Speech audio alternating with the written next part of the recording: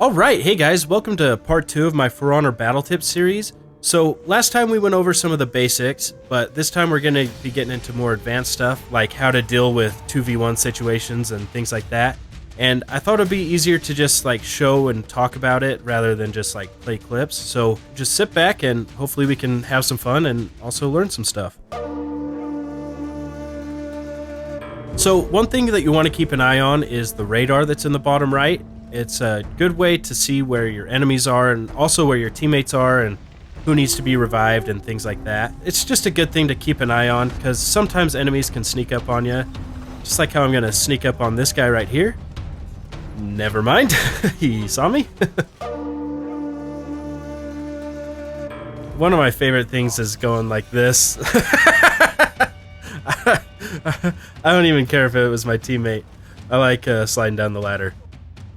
This is one instance where it actually killed the guy, so it's not just a fun thing to do, it's an effective thing. So I'm going to kind of keep up against this wall because that limits this guy's attacks. It's just, with this game, if you hit objects, you don't go through them or anything like that, so you have to be mindful of where you are and where your opponent is too, and hopefully he doesn't know that. It seems like he does, but hey, it works. And this is another instance when I used an object to block one side for me, and it worked really well because this guy's a dummy, so don't be a dummy when you're fighting. And speaking of surroundings, you always need to watch out for if there's things that you can fall off of. Just like this guy, I don't think he's going to be paying attention, so I'm just going to try to push him off. That's one thing that my good friend Liam Neeson taught me, is that you always need to mind your surroundings. Alright, so I got two people going against me, so this is where I need to pay attention to my external block. And what that is you can see the little red mark that's in the direction of the attack where the person I'm not locked onto is. So while I'm still locked onto the original guy, I can just move my guard into that direction and I can block it. And a good thing to know is that if you successfully block an incoming attack, you're going to block all other attacks for a half a second. So it's a good idea just to focus your attention on one opponent and block their attacks, and this should help with blocking the attacks from the other enemies. And also, the external block is a really good way to fill your revenge meter faster. So the more attacks you block, the faster your revenge mode is going to be ready to be activated. And what revenge mode is you get a short boost in your attacks, defense, and stamina. You pretty much just take steroids, is what I think of it. And it is really useful in situations where you're outnumbered, or just when you're by yourself too. You don't have to just use it with 2v1, but it definitely helps. Oh, he's going to revive his teammate. Alright. Got ourselves a... Oh! 3v1! Great time to use revenge and get them all on one side. See, this is why you need to look at the radar. Let's see if we can get them to take each other out, though, because there is friendly fire. This is a good instance of that.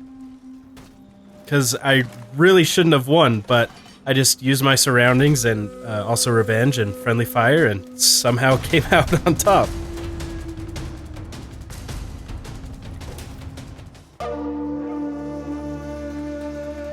Alright, so another thing that you need to keep your eye on is the fatigue meter. Like this guy, he's just going all out, just keeps on attacking me. I'm just letting him drain that fatigue meter, you can see under his health. And once your fatigue is out, you're going to be a lot slower and everything kind of goes black and white. And you're pretty much not at the top of your game, and that's how I was able to take him out so easy. And that is why you don't waste all your fatigue. And it's also why you always leave a note. Alright, where are these last two guys? Right over here. Oh, I'm gonna drop the gate on him, can I? Yes. And see ya! Woo! Once again, you gotta watch your surroundings. Alright, well, I think that's it for this video. I hope you can put these tips to good use whenever you're outnumbered and come out on top. And I'm gonna have one more video out shortly that's gonna be talking about team strategies and stuff like that. But as always, I hope you enjoyed.